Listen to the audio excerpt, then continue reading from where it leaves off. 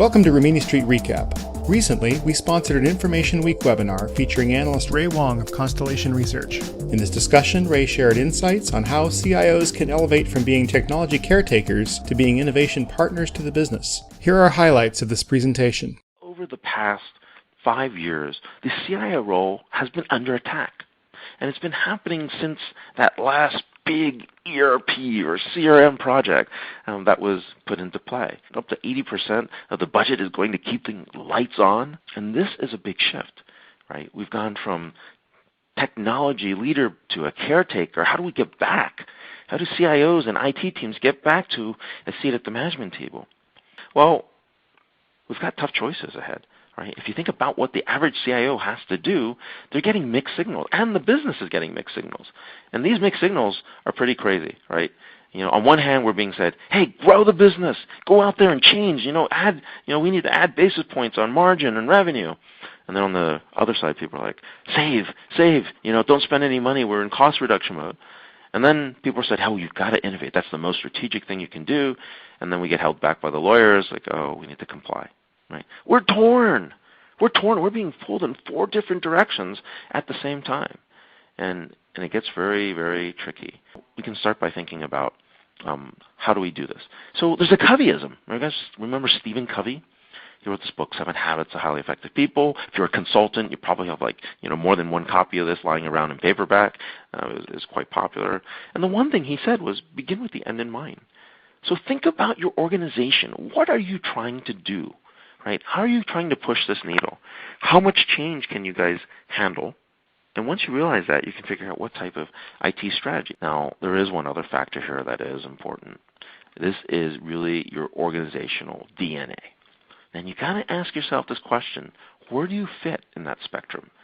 On the left-hand side, we've got incremental innovation. So you're pushing the needle along, you're moving forward.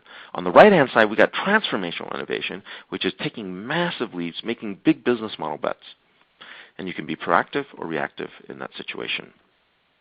Well, what we actually see is 5% of the market is a market leader. And those market leaders are actually doing very different things. As a market leader, right, you're asking questions like, can we do that better than someone else? How do we get there first, right? Is your organizational DNA the type that always wants to go out there and lead, change the world? If that is, you're a market leader. And that's 5% of the market. If not, though, you could be a fast follower. And fast followers actually work differently. They haven't been in a hurry to lead, but when someone else does, they get these teams together and move quickly. That's 15% of the market. We also have cautious adopters, and that's the majority, everybody.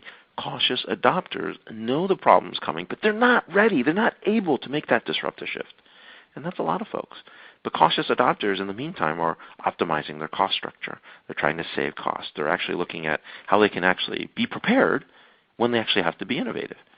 And then the last piece are laggards. Laggards are 30% of the marketplace. And laggards are, if you're a laggard, you're like, nothing's changing. I don't need to make there's nothing big I have to do here. We keep everything in maintenance mode, right? Life is good. Now, what happens typically are the laggards are the 52% of the Fortune 500 that have gone away, right? They've been acquired by market leaders or fast followers who are saying, hey, look, you guys need to perform. And so you got to ask and say, hey, where are you in terms of that spectrum for change? Because that drives how you react and how you move to the next level. Okay, so what's also going on, right? You can stay with the status quo, don't make any changes, everything's going fine, and then be on premises. You could also do the next upgrade, right? So get to the next release, upgrade it, stabilize that, and move to new shiny apps. Or what we're seeing a lot of people do is actually figure out how to stabilize their existing apps, move to the hybrid cloud. This is kind of the big shift that's happening in the marketplace, right? And as you can tell, this is quite a massive change that's happening in the marketplace. So I'm going to turn it over to Dave, and Dave's going to talk to you about, how to get what your business needs and how to deliver that. I think this idea of being a caretaker or an innovator really gets to the heart of the issue. Over 80% of you, the CIOs, believe that supporting new business needs is the top priority over the next 12 to 18 months. From the same study, 75% of you believe you know how to support the innovation the business needs. Unfortunately, 2/3 of you are failing to effectively deliver or partner with the business to deliver what they need. and you don't believe your function is that hub of innovation that's needed to drive business value. So what's happening here? Why is there a disconnect? It's because you're spending your time and your money maintaining the status quo and not delivering the business projects and the innovation needed by the business. 80% of IT budgets are going just to keep the lights on, right? Which is leaving only 20% of the budget left over for new IT initiatives. So maintaining the status quo is really strangling our ability to deliver on new IT initiatives.